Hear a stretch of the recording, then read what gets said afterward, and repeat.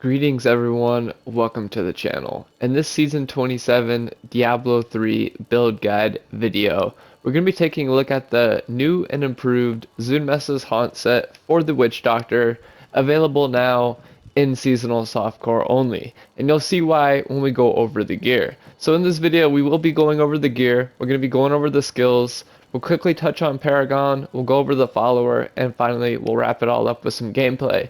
So make sure you grab a drink, grab a snack, get comfortable, sit back, and enjoy.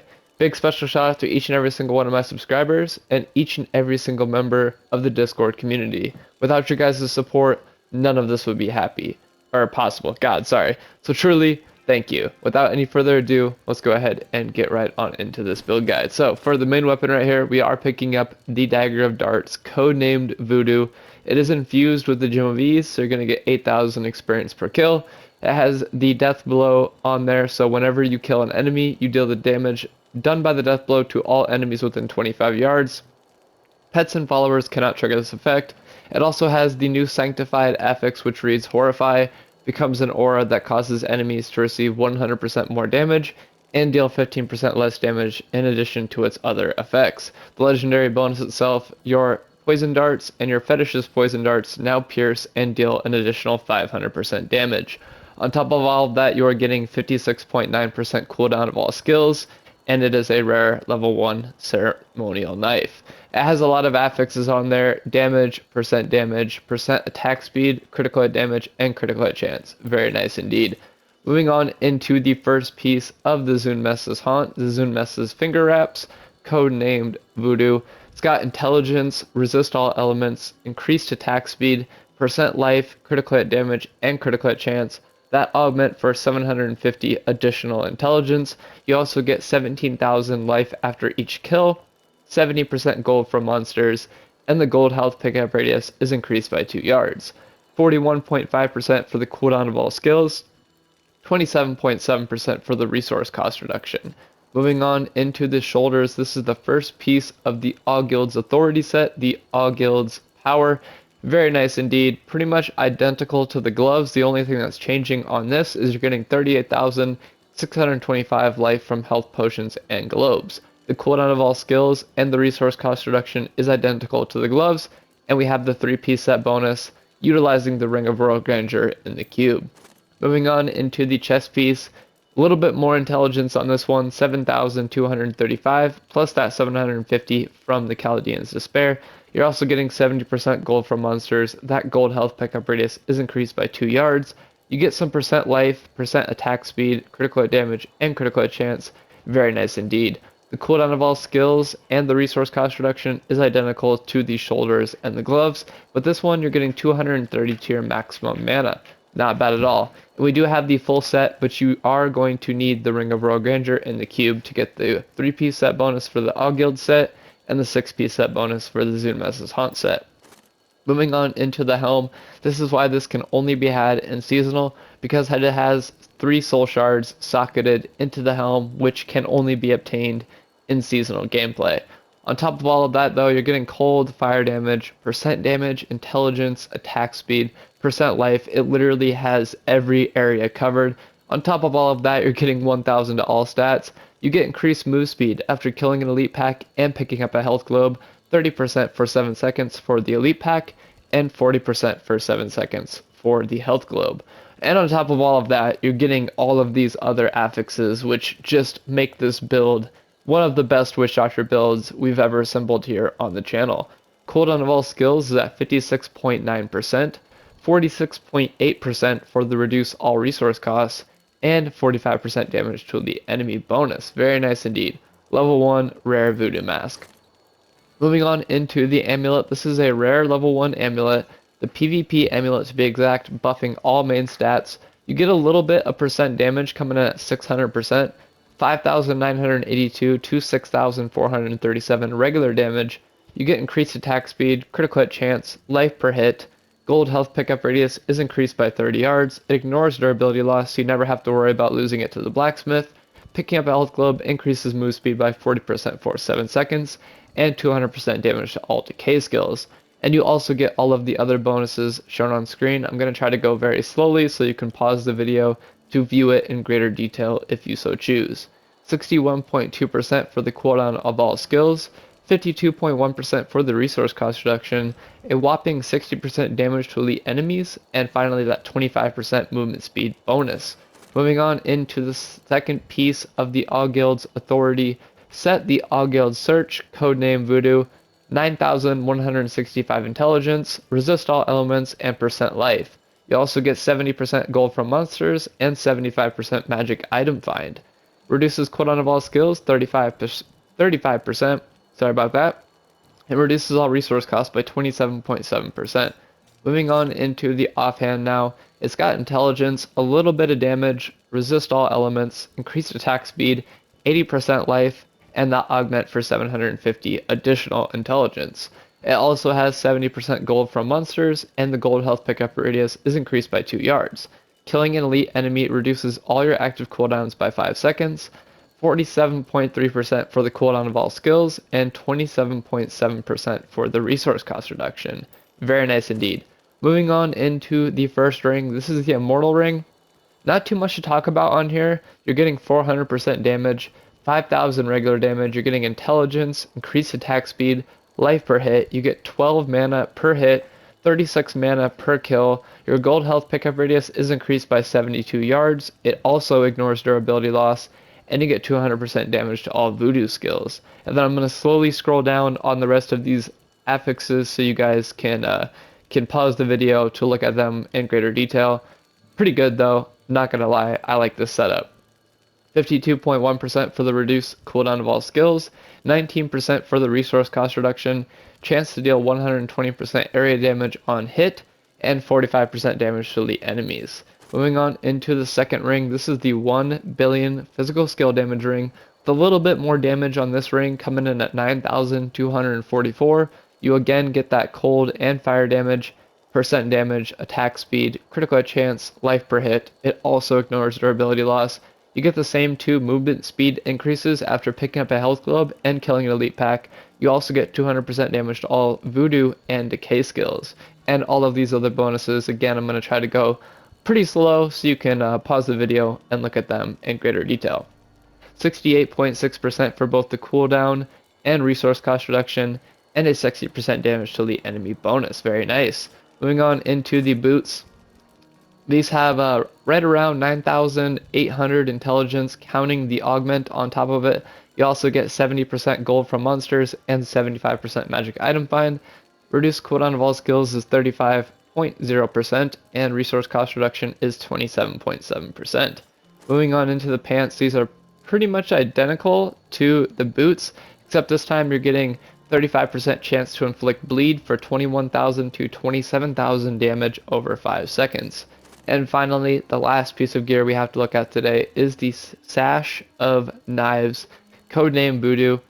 7,700 intelligence, you get resist all elements, percent life, 35% gold from monsters, and with every attack you throw a dagger at a nearby enemy for 650% weapon damage as physical. You also get the Grave Injustice passive, Pierce the Veil passive, and the Fetish Sycophants passive.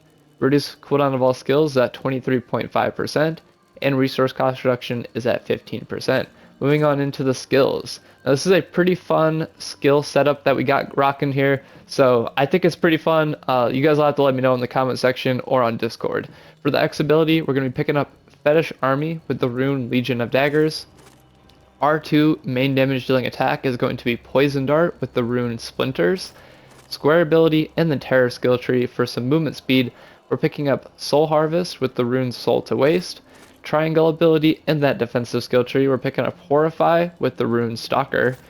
For the Circle ability and the Decay skill tree, we're picking up Piranhas with the rune Piranhado. And finally, for that mobility skill and the defensive skill tree, we're picking up Spirit Walk with the rune Severance. Passives are as follows: Circle of Life, Tribal Rites, Confidence Ritual, and Swampland Attunement. Cube powers are Envious Blade, the Mask of Duram, and the Ring of Royal Grandeur. Quickly touching on Paragon, we are on the no Paragon variant, but you guys can focus on these ones first. Definitely put everything into Vitality. For the offensive stuff, you probably would want to focus on attack speed and cooldown reduction. These two are already capped. Moving on into the defensive stuff, I would say armor, and then life, armor and life for sure, and then focus on these other two. And for the utility stuff, I would say gold pickup radius, resource cost reduction, area damage is already good, and life per hit is good to go. Quickly going over the final numbers, and then we'll get into some gameplay. 113,000 for the intelligence value. Armor is really low on this, that's why I said stack as much as you can into armor. It is only at 37,746. For the damage, we are at 112 billion, not too bad. Damage increased by skills, 20%. Bonus damage to elites, 255%. Attacks per second coming in at 5. Attack speed increases at 6%. Critical hit chance and critical hit damage both capped at their respective values. Area damage 120%. Guys, say it with me. Cooldown reduction 99.95%. We're literally 0.5% away from that 100% cooldown reduction. I mean, that's insane. Moving on down into the defensive stats. Damage reduction 91.51%. Resistances, I mean, they're pretty good, 97%. Can't complain. Moving on down into the life stuff. For the total life bonus, 525%. I mean, that's absolute just insanity. Life per second, 160,000. Life per kill, 17,000. Life per hit, 167,000. Health globe healing bonus, 38,000. Bonus to gold/globe radius set for 112 yards. Moving on down into the maximum mana, 980, with a mana regen of 50 per second. And mana cost reduction, guys, we hit 99% again. It's at 99.27%. Ooh wee, baby. Movement speed is really, really fast, but it's really only at 25%. It's because we're in the Spirit Walk. Gold Find is set for 525%. Magic Find, 150%. And bonus experience per kill, 8,000. So with all of that gone over, we went over the gear, we went over the skills. Oh, quickly, we got to touch on the follower. We are rocking the Cosmic Enchantress set, but she's using the Ethereal Mang Songs lesson. I know I probably mispronunciated that. I'm super sorry if I did, but yeah, it's pretty good. Cosmic set for the win. All right, let's jump into a 150 and get into the gameplay portion of this video. If you guys have made it this far, and you're enjoying this video, definitely let me know by either dropping a like or dropping a comment down in the comment section down below. Any feedback I can get on these sets will just make this save file better for everyone. Oh, and I forgot to mention it earlier, this set is now on the free seasonal save file. It has been updated today. Currently, it is only in softcore seasonal, and that's just so I can get a little bit more testing done with it before I bump it to hardcore seasonal as well, because we definitely don't want anybody dying in a hardcore seasonal and losing, you know, their character. But as you guys can see, it is a very, very, very quick build. Definitely amazing. That Horrify Sanctified Affix on the Dagger of Darts really makes a big difference, because it becomes an aura which then completely surrounds you, allowing you to deal area damage and just overall slow the enemies, so that way you can hit them with your poison dart. Yeah, with your poison dart. And also, I mean, just this whole entire build has seen an update with the 3 soul shards into the helm. It allows us to sign around 28 additional affixes onto the helm, which is awesome. I mean, normally we were getting around let's see, let's do some quick math in my head. I think it was 18 affixes that we had with the 3 gems. So yeah, it's actually, no, it was less than that. It was like around 15. So yeah, big increase to the number of affixes, which just means more stuff that we can assign on there, meaning more fun to play. I mean, the more affixes you have, the more things we can experiment with. And this new build recipe is definitely fun. I mean, the times are there. It's a lot quicker. The lower damage builds seem to be performing a lot better than the higher damage builds, so we're going to do a complete rework of mostly all of our sets, trying to lower the damage so that way they're a little bit more consistent.